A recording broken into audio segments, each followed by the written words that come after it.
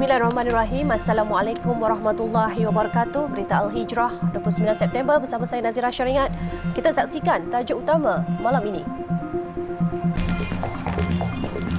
Beras ugut video bogel 14 orang ditahan.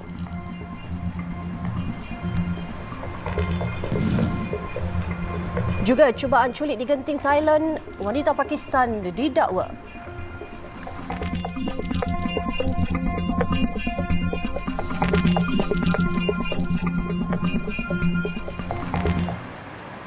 Polis Pulau Pinang menumpaskan sindiket peras ugut menggunakan video bogel selepas menahan 14 individu dalam serbuan di 5 buah negeri. Ketua Polis Negeri Datuk Muhammad Syuhaili Muhammad Zain berkata, mangsa yang mengalami kerugian paling banyak adalah sebanyak RM69,000. Jelas Datuk Muhammad Syuhaili, kesemua tangkapan pada 16 September lalu itu berusia 23 hingga 60 tahun ditahan polis bahagian kongsi gelap, judi dan maksiat di 7 Jabatan Siasatan Jenayah Pulau Pinang dalam beberapa tangkapan di negeri itu, Johor, Perak, Selangor dan Kuala Lumpur. Kesemua yang ditahan adalah pemilik akaun yang digunakan sindiket terbabit memeras mangsa-mangsa yang kebanyakannya terdiri daripada penjawat awam, penganggur dan pekerja swasta. So modus operandi dia itu memperdaya mangsa dengan membuat panggilan video lucah melalui aplikasi WeChat, Facebook, WhatsApp, MyChat dan Line. Yang mana aksi tersebut dirakam tanpa disedari dan kemudian digunakan untuk memeras ugut mangsa-mangsa. Tambahnya, dengan penahanan kesemua suspek, polis berjaya menyelesaikan 12 kes di Pulau Pinang dan 27 kes di Selangor, Kuala Lumpur, Pahang dan Johor. Beliau berkata pihak polis sedang menjejaki dalang sindiket dan percaya lebih banyak tangkapan akan dibuat selepas ini. Kesemua individu yang ditahan terdiri daripada pelajar, pekerja swasta dan penganggur. Kesemua mereka yang mempunyai rekod jenayah lampau berkaitan dadah dan jenayah itu ditahan reman selama seminggu bagi membantu siasatan. Kes disiasat mengikut Seksyen 384 Kanun Kesiksaan, Seksyen 385 Kanun Kesiksaan, Seksyen 424 Kanun Kesiksaan dan juga Seksyen 29-1 Akta Kesalahan Kecil 1955. Seorang wanita warga Pakistan dihadapkan ke Mahkamah Session Raub atas tuduhan culik di Pusat Peranginan Genting Highlands yang tular di media sosial 19 September lalu. Bagaimanapun tiada kertas pertuduhan dibacakan kerana tertuduh bibi nasihat 42 tahun tidak memahami bahasa Melayu dan Inggeris. Terdahulu, Timbalan Pendakwa Raya S. Punita memohon mahkamah mengenakan ikat jamin RM7,000 dengan 2 penjamin warga tempatan. Peguam mewakili tertuduh Amir Kushairi Muhammad Tanusi bagaimanapun meminta mahkamah mengurangkan jumlah wang ikat jamin itu memandangkan tertuduh baru saja tiba di Malaysia sebulan lalu.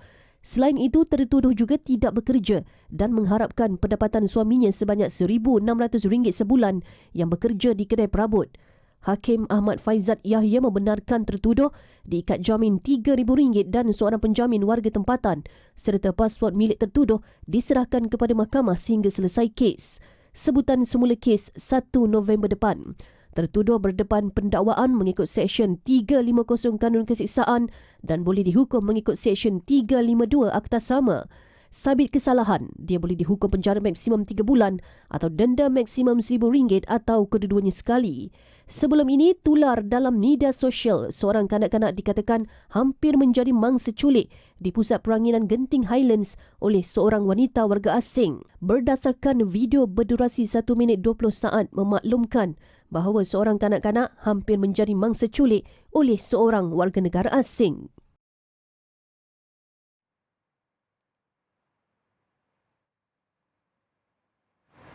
Sementara itu, Timbalan Menteri Pembangunan Wanita, Kebajikan dan Masyarakat Datuk Siti Zailah Muhammad Yusof meminta komuniti setempat supaya memainkan peranan memastikan keselamatan anggota masyarakat khususnya kanak-kanak daripada ancaman jenayah termasuk penculikan yang heboh diperkatakan pada masa ini. Mereka katanya perlu melaporkan segera kepada pihak berkuasa sekiranya mengesan sesuatu mencurigakan bagi mengelak insiden tidak diingini.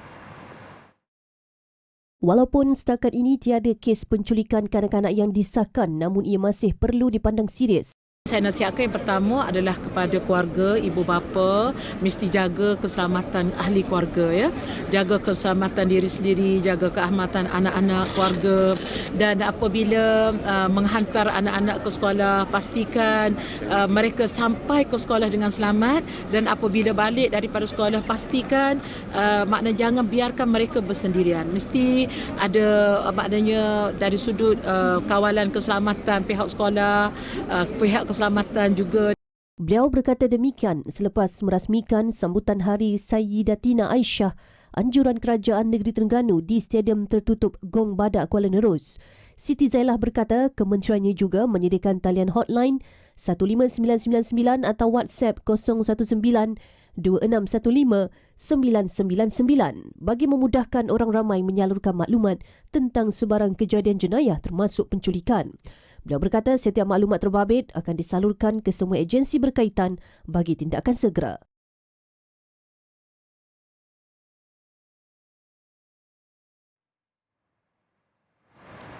Dalam pada itu, Kementerian Pendidikan akan bekerjasama rapat dengan Polis Diraja Malaysia PDRM bagi mencari penyelesaian berhubung dakwaan kes culik membabitkan murid sekolah sejak akhir-akhir ini.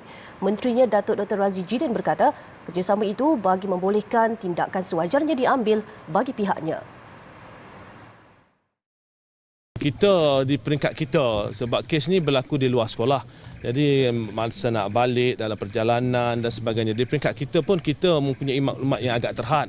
Jadi siasatan yang dibuat itu adalah oleh pihak polis.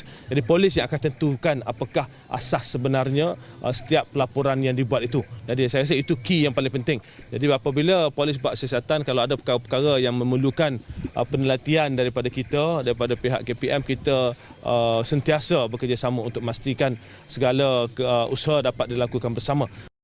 Beliau berkata demikian kepada media selepas program eksplorasi Alam Lestari 3 di Pusat Pelindungan Hidupan Liar PKHL di Sungkai. Tambahnya, KPM mempunyai maklumat yang terhad kerana kes yang berlaku di luar sekolah termasuk semasa murid dalam perjalanan pulang ke rumah.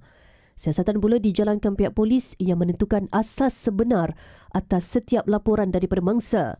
Datuk Razzie berkata murid sentiasa diingatkan tentang keselamatan mereka semasa berada di sekolah dan di mana sahaja supaya mempunyai kesedaran dan memahami risiko dihadapi kanak-kanak, seterusnya tindakan yang perlu diambil. Semalam, polis mengesahkan mesej yang tular mengenai kejadian penculikan kanak-kanak menerusi media sosial membabitkan beberapa daerah di negara ini antaranya Tangkak, Melaka Tengah, Kuantan dan Shah Alam adalah palsu.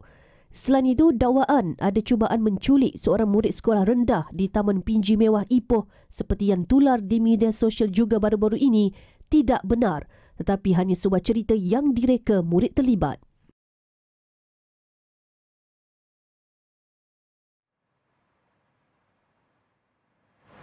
Seorang lelaki ditemui maut dalam sebuah lori di Jalan Imbi, Kuala Lumpur sekitar jam 2 petang tadi.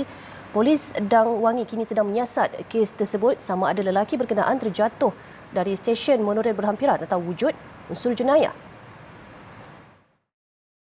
Bagaimanapun, menurut Ketua Polis Dang Wangi Asisten Komisioner Nur Dilhan Yahaya, pihaknya akan mengeluarkan kenyataan lengkap dalam masa terdekat selepas mendapat beberapa maklumat penting. Dalam pada itu, menerusi satu hantaran di Facebook, KLCC di BKL menunjukkan jalan di sekitar kawasan berhampiran sesak teruk. Ia susulan lorong kiri di jejantas pusat beli belah Times Square menghala ke pusat bandar ditutup bagi membolehkan pihak polis menjalankan siasatan. Mayat dihantar ke Hospital Kuala Lumpur untuk bedah siasat.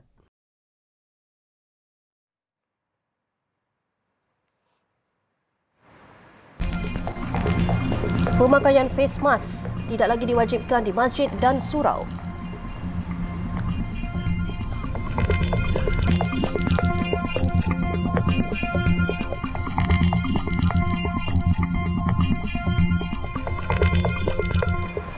Alhamdulillah, bertemu kembali. Di Johor, seorang gadis yang mendakwa mempertahankan kehormatan diri ketika dipaksa melakukan hubungan seks oleh kekasihnya dihadapkan ke Mahkamah Magistrate Johor Bahru atas tuduhan membunuh lelaki terbabit. Bagaimanapun, tiada pengakuan direkodkan daripada tertuduh Sim Hui Ying, 19 tahun. SIM hanya mengangguk faham sebaik pertuduhan dibacakan jurubahasa mahkamah dalam bahasa Mandarin di hadapan Magistrat R. Salini. Berdasarkan pertuduhan, SIM didakwa menyebabkan kematian Yap Kelly 29 tahun di sebuah hotel di Taman Mount Austin jam 8 malam 20 September lalu. Tertuduh didakwa mengikut Seksyen 302 Kanun Keseksaan yang jika disabitkan kesalahan boleh membawa hukuman mati mandatori. Prosiding pendakwaan dikendalikan Timbalan Pendakwa Raya Nur Aina Syakira Muhammad Syafiq, manakala tertuduh tidak diwakili peguam bela. Mahkamah kemudian menetapkan 6 Disember depan untuk sebutan semula kes bagi serahan laporan kimia dan laporan bedah siasat. Terdahulu, Ketua Polis Daerah Johor Bahru Selatan, Asisten Komisioner Raub Selamat mengesahkan tertuduh ditahan polis pada hari kejadian. Difahamkan remaja berkenaan bertindak melakukan perbuatan itu ketika menolak permintaan mangsa yang mahu melakukan hubungan seks tanpa kerelaannya. Remaja itu dikatakan memaklumkan kepada keluarganya berhubung kejadian berkenaan sebelum keluarga membuat laporan polis.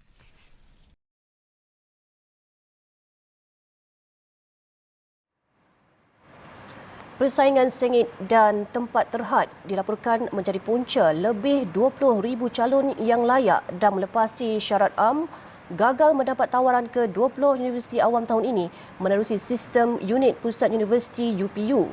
Bagaimanapun, menurut Ketua Pengarah Pendidikan Tinggi Profesor Dr. Husaini Omar, mereka masih boleh membuat rayuan kali pertama yang dibuka sehingga 5 Oktober depan. Jumlah keseluruhan permohonan tahun ini adalah seramai 115,477 calon, namun hanya 90,745 calon yang layak.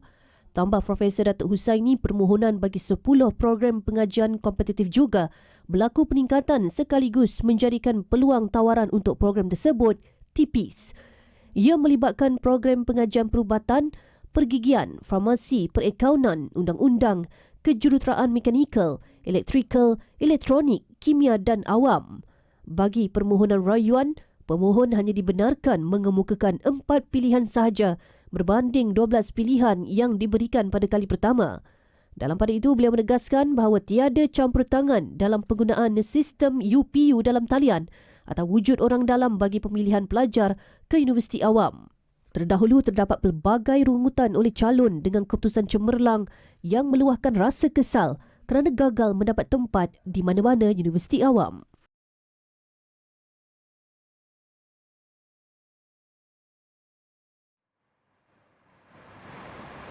Jabatan Agama Islam Wilayah Persekutuan Jawi menetapkan pemakaian pelitup muka di dalam masjid dan surau di seluruh wilayah Persekutuan Kuala Lumpur, Putrajaya dan Labuan kini tidak lagi diwajibkan. Ketetapan itu berkekuatan esok 30 September. Pengarah Jawi Datuk Muhammad Ajib Ismail berkata ketetapan itu diperkenan Yang di-Pertuan Agong As-Sultan Abdullah Ahmad Shah dan selaras dengan arahan terkini kerajaan berkaitan kelonggaran prosedur operasi standard SOP pencegahan COVID-19. Bagaimanapun katanya, pemakaian pelitup muka ketika berada di dalam masjid dan surau adalah masih digalakkan. Individu bergejala seperti demam, batuk dan selsema serta mereka yang berisiko tinggi seperti warga tua serta kanak-kanak juga amat digalakkan untuk memakai pelitup muka. Sebelum ini, Menteri Kesihatan Khairi Jamaluddin berkata, pemakaian pelitup muka di kawasan tertutup kini atas pilihan berkuat kuasa 7 September lalu. Menurutnya, keputusan itu dibuat dengan mengambil kira situasi semasa COVID-19 dalam negara serta penilaian semasa yang dilakukan kementeriannya.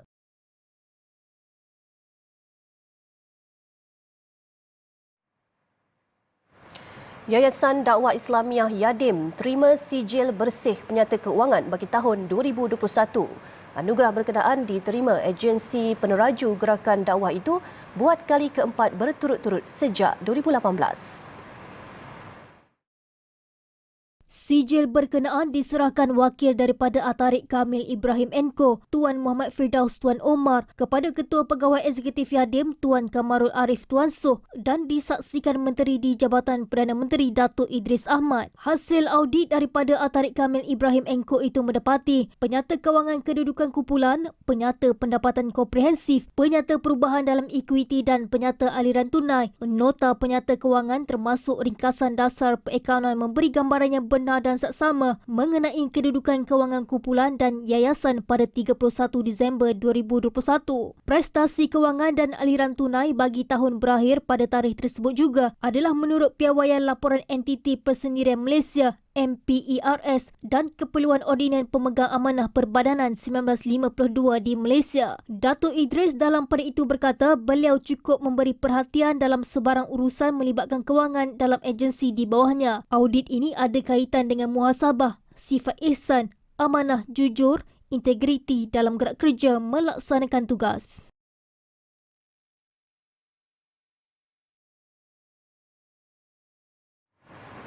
Isu kekurangan bekalan telur ayam di beberapa kawasan di seluruh negara ketika ini akan dibincangkan dalam mesyuarat jawatankuasa teknikal bersama pengeluar serta pihak terlibat. Isnin ini, Jawatankuasa Pasukan Jihad Tangani Inflasi akan mendapatkan maklumat terperinci mengenai masalah itu dan mencari jalan penyelesaian. Terdapat kekurangan bekalan telur di pasaran, telur grade A, B, C dan D. Untuk menangani isu ini pada petang Isnin akan datang, kita akan ada satu mesyuarat jawatankuasa teknikal bersama-sama dengan pengeluar telur ayam dan juga dengan beberapa jabatan yang terlibat. Jadi Isnin petang akan datang, oleh kerana kita terima laporan bahawa di beberapa kawasan di negara kita terdapat masalah bekalan telur ini, maka pasukan akan mendengar daripada pengeluar dan jabatan berkenaan untuk mendapat maklumat yang lebih terperinci kenapa berlaku dan bagaimana untuk menangani isu ini. Beliau berkata demikian pada sidang media selepas mempengerusikan mesyuarat pasukan khas jihad tangani inflasi di Putrajaya. Tambahnya, setakat ini pihaknya telah diberikan laporan berhubung isu bekalan telur grade A, B, C dan di pasaran.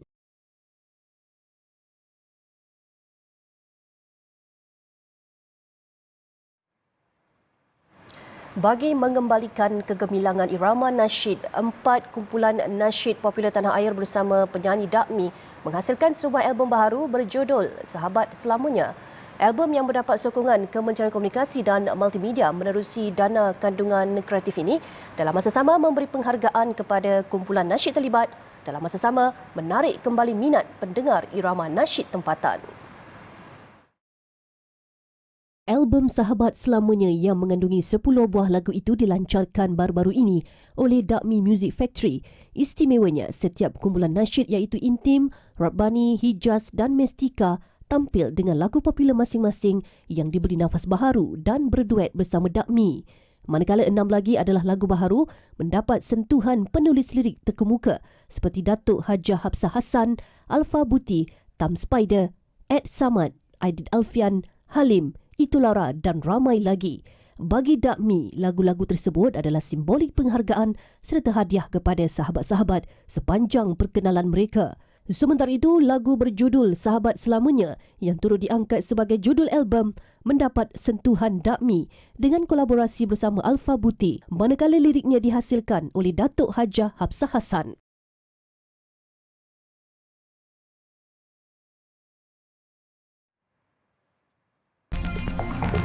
Protes Masa AMI semakin teruk.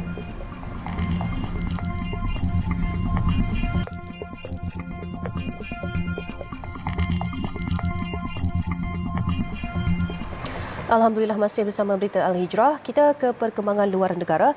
Sekurang-kurangnya 13 orang maut manakala hampir 30 lagi cedera dalam serangan didakwa dilancarkan Iran ke wilayah Kurdistan di Iraq semalam. Serangan itu susulan kumpulan bersenjata Kurdish di wilayah tersebut didakwa menyokong demonstrasi besar-besaran di Iran berhubung kematian wanita Kurdish Masa Amini ketika dalam tahanan polis negara tersebut. Mangsa yang maut dalam serangan semalam turut melibatkan orang awam menurut perkhidmatan membantras terorisme Kurdistan Iraq. Lebih 70 serangan dilancar menggunakan peluru berpandu balistik dan drone bersenjata. Serangan Iran di wilayah Kurdistan dilampor telah berlaku sejak beberapa hari ketika Tehran meningkatkan tindakan terhadap peserta protes kematian Mahsa.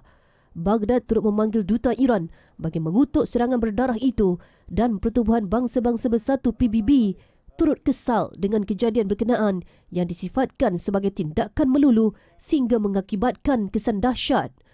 Masa Amini 22 tahun dilapor terbunuh ketika dalam tahanan polis Iran pada 16 September lalu selepas ditahan kerana didakwa melanggar peraturan bertudung negara itu. Akibat kejadian itu, protes besar-besaran berlaku di seluruh Iran hingga membunuh 76 orang. Demonstrasi menyokong Mahsa Amini turut berlaku di beberapa negara lain, antaranya di England, Jerman dan Perancis.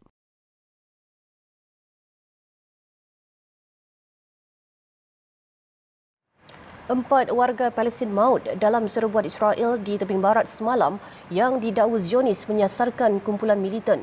Mangsa maut termasuk abang kepada seorang lelaki yang dipersalahkan Israel bagi serangan maut di Tel Aviv.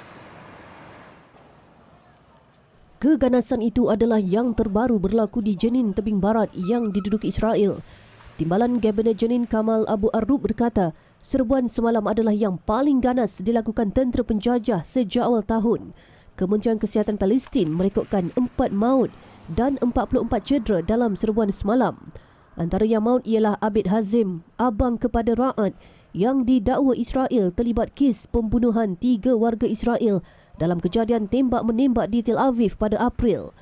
Ra'ad Hazim sebelum ini telah ditembak mati Israel selepas pemburuan besar-besaran Israel susulan kejadian tersebut. Penduduk yang berang dengan serbuan semalam turut membaling batu ke arah kenderaan yang dinaiki tentera Israel. Sejak Mac lalu, pertempuran antara penduduk Palestin dan penjajah Israel berlaku hampir setiap hari di kawasan tersebut. Ratusan operasi juga dilancarkan Israel sejak Mac di utara tebing barat, termasuk di Jenin dan Nablus dengan alasan memburu militan.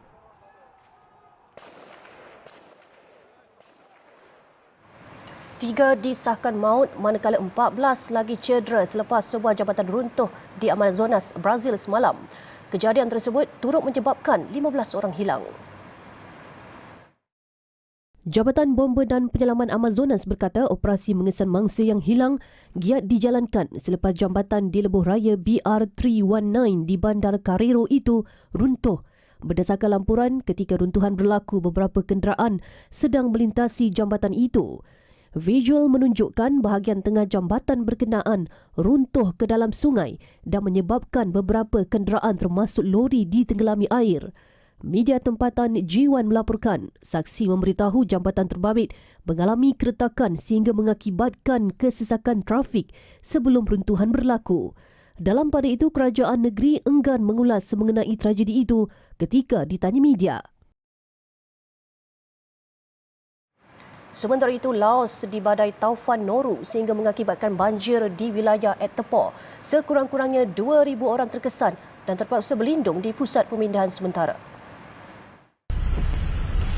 Menurut Radio Laos Nasional, ramai penduduk terkesan dengan ribut berkenaan dengan kira-kira 300 kediaman dipercayai ditenggelami banjir di daerah Sanchez Etepor.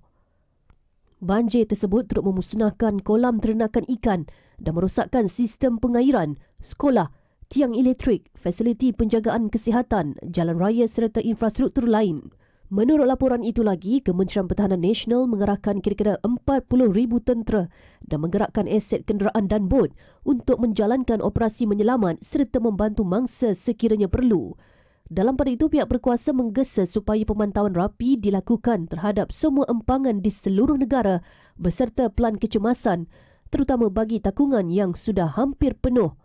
Biro Cuaca Laos turut memberi amaran hujan lebat diramalkan berterusan dan lebih banyak kawasan dijangka dinaiki air.